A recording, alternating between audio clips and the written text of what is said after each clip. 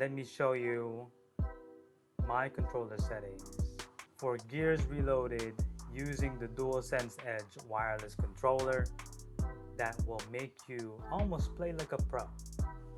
Yeah, almost. As you all know, if you have this controller, it will almost make you play like a pro.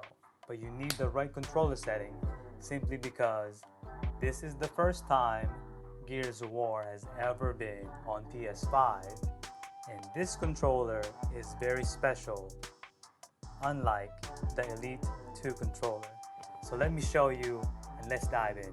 Make sure to like, follow, and subscribe for more because this will help you out most definitely. So for my controls for Gears Reloaded, aka Gears of War Reloaded, for my Dualsense Edge wireless, I have R2 and R1 backwards, opposite ends.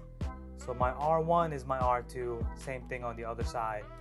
My L2 is my L1, and my L1 is my L2. I just like it like that, kind of like Fortnite, you know what I mean? For my sensitivity, this is the most crucial and the most important part that you guys have to test. Now, it's all different for players or other players, but for me, with my trials and testings, steady for both sensitivity worked the very best. And of course, the back buttons, if I'm playing Gears of War right now, it would be on alternate in the settings in the game. That's why I have these two back buttons separate. My square is my running, or roadie run I should say, and X is my cover button for me to kind of slide into the wall. I have that separate just because I don't always have to just slam on one button and then it kind of rolls. It makes you roll by accident. So having the alternate setting, you won't be rolling by accident. And another key thing is for my button assignment, I have R3 disabled because sometimes I occasionally press this button by accident and I press down on it. And if you press down on that and you're playing on alternate, character will tend to like do a camera switch or a camera spin of your character pointing towards where your teammate is. And if you're in a firefight, you do not want that. With that explained, let's go back and head over to the stick sensitivity. And as you can see, mine is on steady. I've never tried digital. I've never tried dynamic. I went from precise to steady. And this one on steady is the best one I found. Like every time I had it compared to precise, my shot on steady was like always on point. It will always down, even when you're blind firing. So I recently adjusted, however, the curve adjustments. So this, I have yet to test this out, but before I had it on 0 and it was perfect. So I'm gonna adjust it to 5 as far as my controller settings goes. This will help you play almost like a pro in Gears of War Reloaded. I promise you, no doubt about it.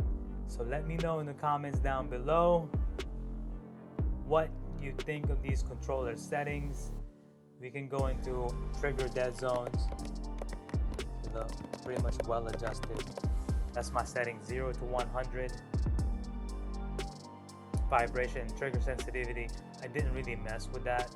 I don't really mind having strong vibrations on the controller.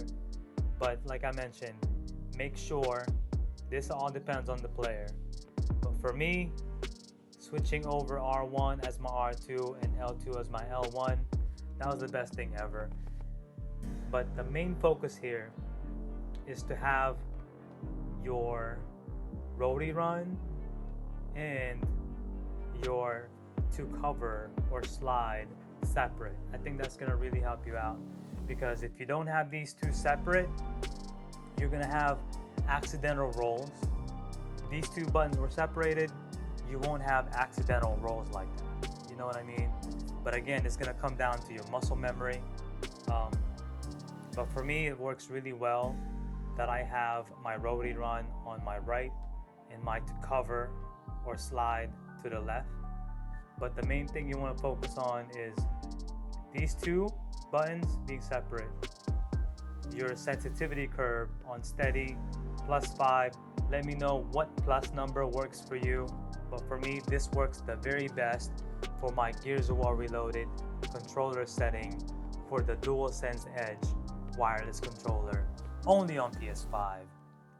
The Series X, we can talk about that another time, because the Elite controller to me is just a trash controller. It broke down on me after like a month, 2 or 3 months playing Gears of War 5, Gears of War 4. But I've had the Dualsense Edge controller for a very long time, about the same length as the Elite controller. Maybe the Elite was maybe a year ahead. But with this controller, I've never had any problems. I've never had any stick drift. And you can customize your settings. The only downside is there is no 4 buttons. You only have 2 buttons on the back. But like I said, maybe one day they can add these You can add these function buttons as an FN.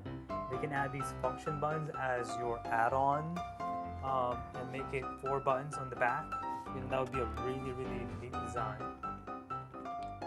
So let me know in the comments down below what your controller setting is for your Dualsense Edge wireless controller while you're playing Gears of War Reloaded.